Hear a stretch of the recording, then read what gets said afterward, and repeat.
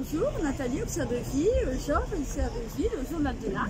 Nous sommes aujourd'hui au bord de la Garonne à Toulouse et nous allons parler de quoi exactement aujourd'hui, Georges? Nous allons parler de toute l'actualité, voilà, puisqu'on vient de passer par la manif, comme tous les samedis il y a des manifestations. Ouais. Voilà, encore une contre le pass sanitaire et tout ce qu'on nous oblige à faire.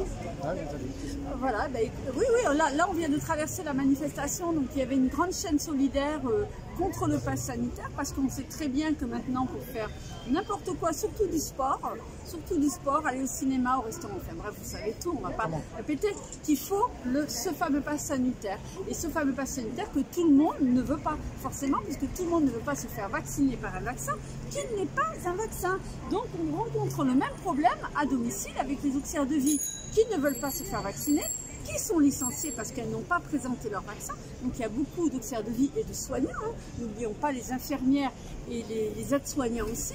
Alors après j'ai vu une vidéo qui tournait sur TikTok, comme quoi, et c'est la vérité, je pense que quand on va bien chercher les informations bien en profondeur, on se rend compte que tout compte fait, on peut travailler quand même. Si on prend un avocat, si on se défend, je pense que dans ce monde, ce qui est en train de se passer, il faut lever ses œillères et s'informer. Et on s'est rendu compte que beaucoup d'auxiliaires, enfin beaucoup de soignants, en fait, ou de non-soignants, qui ne veulent pas se faire vacciner, donc qui sont non vaccinés, se renseignent beaucoup en fait à quoi sert ce vaccin, comment il est fait. Est-ce que c'est un vaccin? Est-ce que c'est pas un vaccin? Qu'est-ce qui nous oblige vraiment à le faire? Aller vraiment puiser à droite, à gauche, regarder les infos, regarder des hommes politiques qui parlent, des médecins qui parlent, des scientifiques qui parlent, et on se rend compte qu'en fait, si on se bat vraiment, on peut arriver à ne pas avoir ce pass sanitaire. Mais c'est très compliqué, il faut vraiment qu'il y ait une chaîne, il faudrait vraiment que, bon, vous allez me dire peut-être vous êtes pour le pass, mais je parle des gens qui sont pas pour le pass et pas pour le vaccin pour travailler. Donc moi personnellement, je le redis et je suis fière de le dire, je ne suis pas du tout pour le pass sanitaire.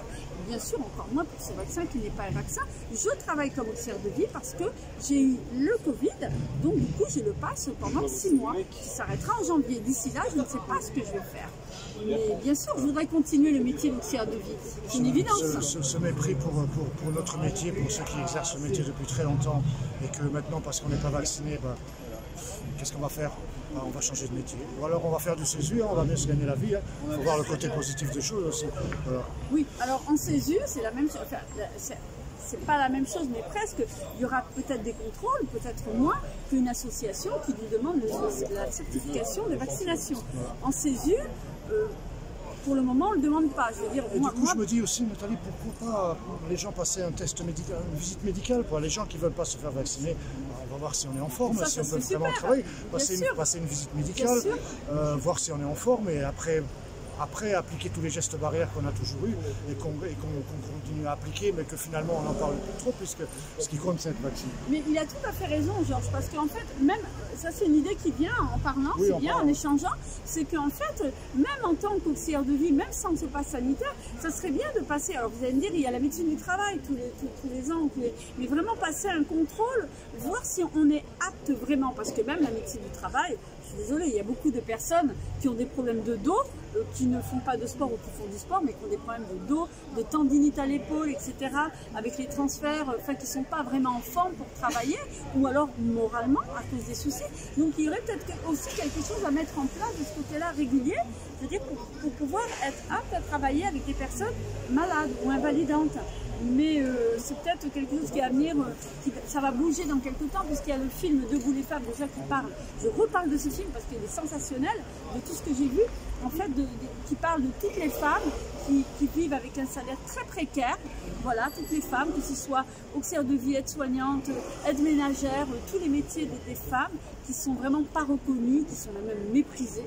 Et donc je pense que tout ça, ça change. Moi je reste quand même confiante et positive malgré qu'on passe des moments quand même assez difficiles en ce moment.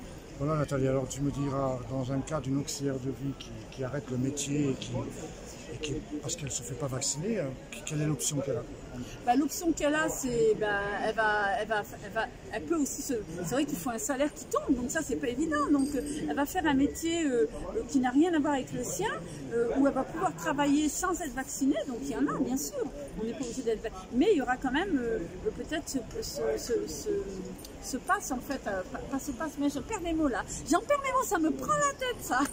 cette histoire des vaccins, voilà, on sera obligé de faire à chaque fois le test, voir si on a le Covid ou pas le Covid, si on est immunisé ou pas immunisé.